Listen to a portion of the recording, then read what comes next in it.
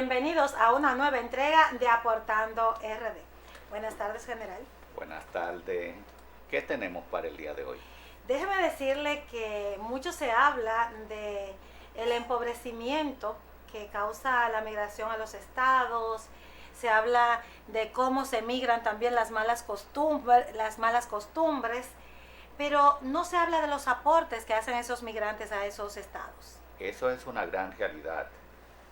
Nosotros a veces creemos que las migraciones todo es malo, pero tenemos un ejemplo muy reconocido que ha sido apoyado por las migraciones. La grandeza de los Estados Unidos, en gran parte, su enriquecimiento es producto de esa gran masa humana que ha concurrido hacia allá, que viene de todos los países de Europa, del África, del Asia, de Latinoamérica. Es decir, las migraciones no controladas, no reguladas, las migraciones ilegales, sí pueden representar un problema. Por eso nosotros tenemos que hablar en el día de hoy de uno de esos ejemplos. Sí, cuando nosotros hablamos de uno de los tópicos que de los que ha contribuido la migración y hablamos de la educación también, pues hay personas que no se escriben en la historia, pero que sí han hecho pues grandes aportes a países. También países que hoy, fruto de las dictaduras, los abusos de poder, la descomposición social, la ingobernabilidad, están atravesando hoy por situaciones difíciles, pero no podemos olvidar su historia. A eso podríamos llamarle héroes anónimos. Aquellas personas que han hecho una contribución a otro país, que se han visto obligados a migrar por circunstancias políticas, económicas, sociales, de crecimiento. Esos son héroes que están tras bastidores y que es bueno que esas personas pues le hagamos un reconocimiento en un momento determinado. Así es, nosotros hoy vamos a hablar de uno de esos héroes o heroínas anónimas que contribuyeron en los años 70, finales de los 70 y los 80 de Venezuela, que pudiéramos decir que cuando se hablaba de Venezuela en aquel momento era como hablar de migración hacia Estados Unidos en este momento. Venezuela era un poderío en ese entonces, era la meca de la economía en Latinoamérica y de gran parte del mundo, porque tenía grandes riquezas y me recuerdo yo que le dio albergue a muchos dominicanos. Así es, fueron muchos los latinos que pudieron migrar a esa nación y que hoy tristemente estamos recibiendo y hemos tenido que ser hospitalarios con los migrantes entonces venezolanos que andan despavoridos en nuestros países. Muchos son rechazados, otros son bien acogidos y bien recibidos. Y claro, esto siempre tiene que ocurrir, doctor, porque si a nosotros nos llegan profesionales, personas que aportan, siempre pues van a favorecer a la economía, incluso al desarrollo, ya sea en la educación y en otros renglones al país donde ellos migran. Pero si es la delincuencia, hay un poquito de todo.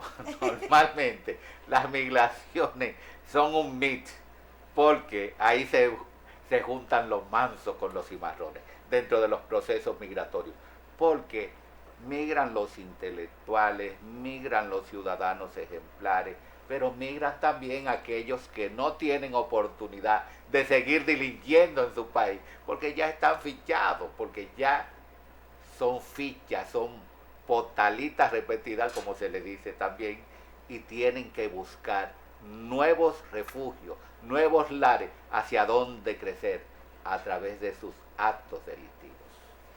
así es, doctor. Y déjeme decirle algo, que casi siempre son aquellas personas que no aportan las que hacen mayor ruido. Pueden haber muchos profesionales, muchos empresarios en todas las áreas del desarrollo de ese país, pero uno o dos como que daña la taza. Por eso hablábamos de héroes anónimos o heroínas anónimas, porque si son anónimos no hacen ruido, porque es como dice un viejo adagio, hace más bulla una bomba que 1.000.000 de oraciones. Así mismo es. Nosotros nos vamos a una pausa comercial y retornamos con nuestra heroína anónima. Parece que entró, no la veo en línea. Hola. Caramba, bienvenida. Ya habíamos hablado de esos héroes anónimos y nosotros vamos a presentar hoy, que ya la tenemos en línea, a nuestra maestra. ¿Cómo está? Buenas tardes. Gracias. Y estamos tratando de conectar desde un lugar del mundo. Vamos a hablar de un lugar del mundo, doctor, que ella pues, es refugiada precisamente por la situación de Venezuela. Bienvenida, maestra Yací. Agradecida infinitamente por estar en su programa. No se escucha, vamos a ver si se sube el micrófono, maestra.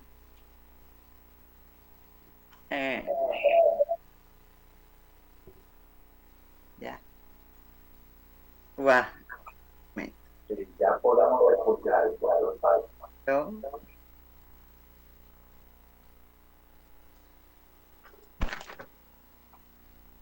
A ver, maestra. Ahora sí. Buenas tardes, un placer.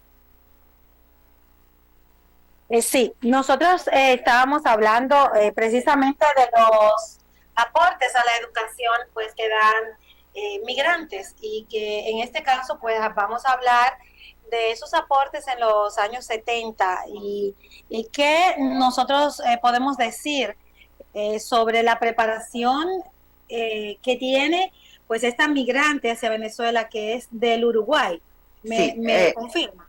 Sí, yo nací en Uruguay y debido a la dictadura, con mis padres tuvimos que emigrar a Venezuela en los años 70. La época donde la emigración fue grandísima porque Venezuela era un país que prometía muchísimo progreso. Yo me formé en Venezuela.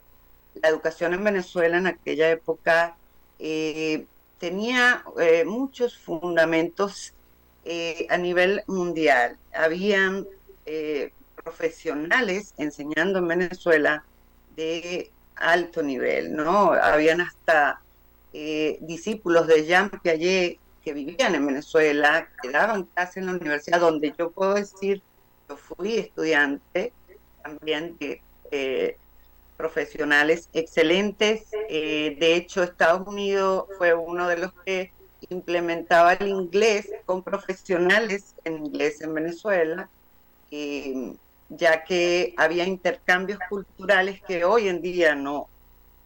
De hecho, en todos los países, Colombia, México, República Dominicana, hay muchos actualmente, a pesar de la situación del país que se encuentra hoy y la crisis que existe a nivel educativo hoy, se ha derribado por completo, totalmente abandonada está la educación de Venezuela actualmente, y los extranjeros, los emigrantes, han tenido que volver a emigrar, donde yo me encuentro también, que tuve que emigrar, debido a que no estaba de acuerdo con las nuevas políticas educativas del país, que estaban en totalmente, digamos, adoctrinando a un solo pensamiento, y ahí es donde pulverizan digámoslo así, la libertad que debería tener el ser, ¿no? Para tener una sociedad próspera. Y yo considero que en la educación, si no hay una buena educación, no debe haber, nunca va a haber prosperidad en un país, ¿no? Acompañado de esto, en algo que aún todavía hay mucha debilidad, que son las competencias blandas, y eso existe hasta en los países más desarrollados. Esas competencias no se están tomando en cuenta como lo que verdaderamente hace en un futuro a una persona que sea productiva en la sociedad y que sea feliz. Eso es algo muy importante. Maestra, una preguntita. Cuando usted desarrollaba o ese equipo de profesionales de la educación desarrollaban esas competencias blandas, ¿con qué herramientas contaban en ese entonces que pudo haber sido un empuje de eso, de ustedes como migrantes en esa sociedad que, como habíamos hablado a los inicios, el doctor Cordero y yo, contribuyeron a que Venezuela pudiera ser o considerada la Meca de las Américas? Sí, yo me crié principalmente en la actuación, en el contexto que yo manejaba muchísimo fue la actuación, cuestión que en la educación es una gran herramienta. Entre eso se llama, una de las estrategias que yo aplicaba, se llamaba teatro de aula, acompañado de eso con el psicodrama, que también está dentro de la actuación, que no prepara al docente ni antes ni ahora para que a través de eso se puedan desarrollar también las competencias blandas, ¿no? Porque en el caso, digamos, del niño en edad escolar, que el niño viene a la escuela con una carencias de mucha parte afectiva y ellos buscan un refugio en la escuela. Y los docentes aún todavía eso no lo han entendido, no han entendido que la parte afectiva en el niño es crucial, lo que lo va a identificar a él a través de esa parte afectiva, cuáles son sus talentos, el docente dentro de esas estrategias que yo aplicaba, que era el teatro de aula, muy bueno, no necesariamente trabajaba con las TIC, pero eso, claro, antes, en los años 70, 80, 90, todavía las TIC en el aula no existían, comenzaron mucho después, a los 90, donde vienen las computadoras, las laptops, pero el docente ahí también tiene las debilidades, cuestión que también habría que estudiar, mm, tomarlo como herramienta. Yo trabajaba la parte emocional con las TIC en el aula también como otra de las estrategias que yo aplicaba con la unión del representante y al final del año yo recopilaba todo ese material.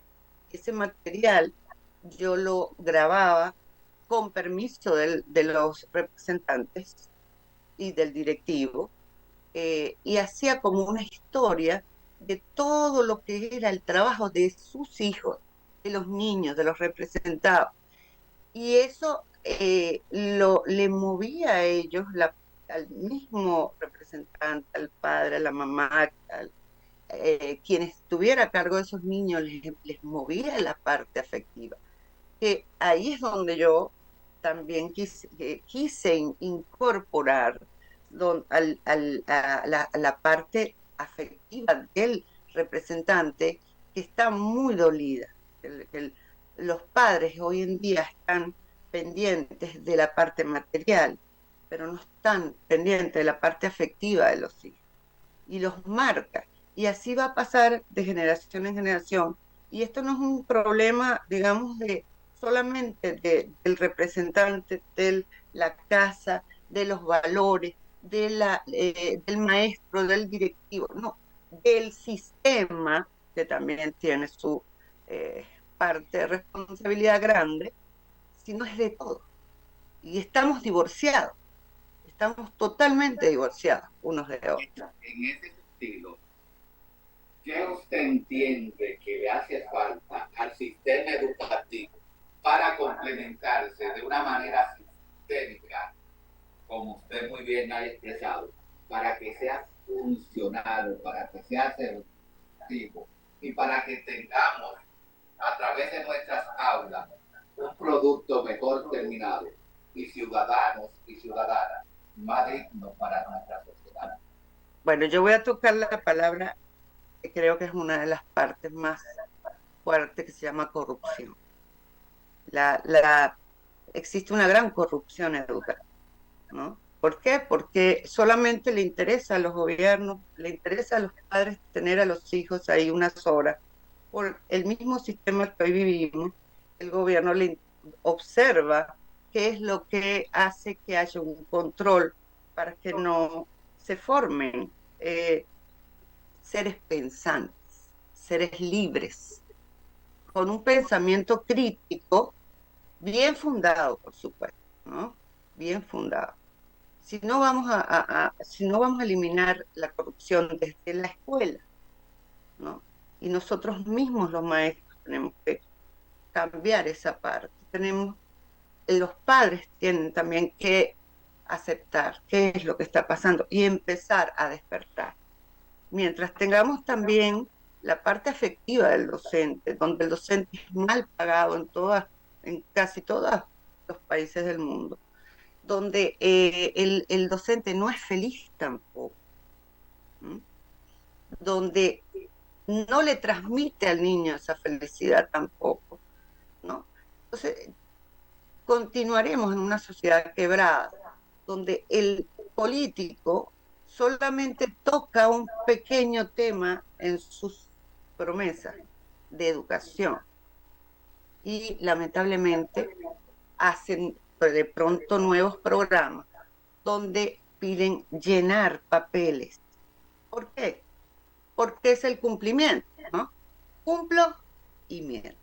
Y a eso nos ha llevado, a llenar papeles, donde estamos cumpliendo con un programa que exige el gobierno, ¿m? Que tiene efectos internacionales y monetarios, y lo que hacemos a veces, por la malformación que también hay, tanto en el docente, en el niño, en el representante, en todos los que tienen englobado el funcionamiento de la educación, ¿no? Donde cumplo y miento, no solamente en la educación. Nosotros somos cómplices también. ¿Por qué? Porque no nos sentimos motivados, porque el estímulo que tenemos en el exterior de nosotros no hay cómo motivarnos realmente. Es lamentable, pero esa es mi opinión, es la realidad que yo he visto. No solamente la viví en Uruguay como estudiante, como estudié en el sistema educativo de Uruguay, también en Venezuela, y hoy en mis hijos, donde me encuentro en este momento. Porque lamentablemente yo soy una de las personas que me le enfrenté al sistema educativo de hoy. Y en consecuencia estoy fuera de Venezuela en este momento. Y, Maestra, usted recogió aspectos muy importantes e interesantes de la respuesta a la pregunta del doctor. Cuando sí. usted habla que hay falta de controles, malos salarios, Mm, mala calidad, o sea, no se ofrece lo que realmente, o sea, no se da lo que realmente se ofrece, supongo que en la currícula. el También currículo, exacto. falta, o sea, de motivación, y Exactamente. también no se destinan los recursos, o sea, no se administran los recursos que están destinados a la educación, y No, ahí es donde toca el acto corrupto. Así de ahí es fuerte. donde yo responsablemente hablo de que hay mucha corrupción en la educación Sí. por parte de los gobiernos que hoy en día tenemos en tantos países del mundo, en subdesarrollo todavía. ¿Cuál usted entiende, maestra, que ha sido su mayor aporte a lo que es el ámbito educativo, con la intención, con el interés de corregir ya esos entuertos a lo que usted se acaba de referir? Bueno, yo estudié en posgrado una especialización en procesos didácticos para la educación, el cual escribí mi tesis de grado, de posgrado, se encuentra actualmente en la Universidad Central de Venezuela, se encuentra en algunas aulas, algunas escuelas, yo dicté varios talleres a estudiantes en el magisterio, los cuales los están aplicando, como es las TIC en el aula, como es el teatro de aula y como es el psicodrama, que es bastante delicado porque también tenemos que tener un apoyo psicológico y de profesional, ¿no? ya sería especializado, por los problemas que hoy en día se encuentran de los niños que no presentan una conducta idónea dentro del aula y fuera también, ¿no? Eso es uno de los aportes que hasta ahora puedo decir que han resultado con algunos colegas míos, Vamos a y ver aparte si de eso del trabajo de investigación que realicé. discúlpeme, si el control master pues nos sigue pasando las imágenes que nos envió la licenciada, la maestra, de algunas de las actividades pues y de especialidades que ella recibió en el curso también de su gestión como maestra de los 80 y casi hasta la actualidad en Venezuela. Nosotros estamos viendo pues algunas de las actividades que la maestra pues desarrolló. Vamos a ver si ella también pudiera verla en pantalla y que contribuyó ella como esa y que hoy estamos pues poniendo a la luz porque realmente esos héroes que son anónimos también hay que mostrarlo al mundo. Gracias. También, doctor, me he podido dar cuenta que la maestra a través del TikTok pues sigue, porque yo digo que el maestro nace, se forma y sigue siendo maestro toda su vida. Así mismo. Yo donde me paro, siempre estoy enseñando. Toda la vida, así es. Y ella Y a así través debe ser. de las redes sociales también sigue contribuyendo ahora para el mundo, porque como la maestra expresa, las TICs pues han ayudado a que nosotros podamos conectar con el mundo y poder aportar a la Exacto. educación. Esto es Maestra, un medio de enseñanza también. tiene ya algo más que agregar. Usted me estuvo hablando tras las cámaras sobre algunos procesos que se han subido, videos que se han subido de procesos, que Sí, usted está totalmente de acuerdo que se siga pues promoviendo a sí, nivel para de tocar, Latinoamérica, es tocar el países alma, ¿verdad? cosa que hoy en día Compartir estas realmente informaciones y también el desarrollo de la educación. mm, escribo poemas, algunos poemas en base a mis experiencias también, y eso lo seguiré haciendo, son aportes de la vida real, de mi vida real. Y gracias, de verdad, le agradezco profundamente esta oportunidad de poder conversar con ustedes y aportar nuevamente en su programa toda la experiencia que hasta ahora he podido yo tener como maestra. Y muchas gracias. Es verdad que como mujer, pues, y como profesional también, que nosotros tratamos de hacer los aportes que se nos permite pues, en nuestros países. Me siento muy orgullosa, pues, de poder entrevistarla, de poder conocer parte de los que han sido sus aportes a las sociedades latinoamericanas, porque desde aquí sus recomendaciones ¿qué falta? ¿Qué falta? ¿Por qué no se hace? ¿Y qué se debe hacer? Que han sido las recomendaciones que usted ha dado esta tarde. Pues se va a quedar plasmado, porque este programa Gracias. pues se ve en varias partes del mundo y que también lo subimos a nuestro canal de YouTube, a los que invitamos a los televidentes venezolanos, no venezolanos, todos los latinos, todo el que pueda entender y traducir este idioma, que pueda ver esta entrevista, doctor. Nada, maestra, a nosotros solo nos queda darle las gracias Un por placer, de verdad.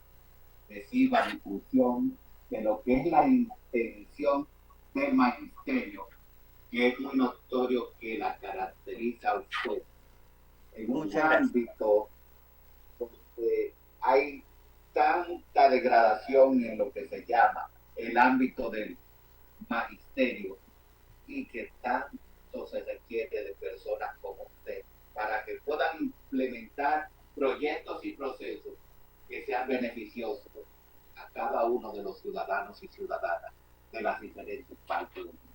Le damos las gracias más encarecidas por habernos acompañado y nada, para esos televidentes que nos siguen, le vamos a pedir que se suscriban a nuestro canal Aportando RD a través de la transmisión de este su Canal 28 y que formen parte de nuestra comunidad también de redes sociales.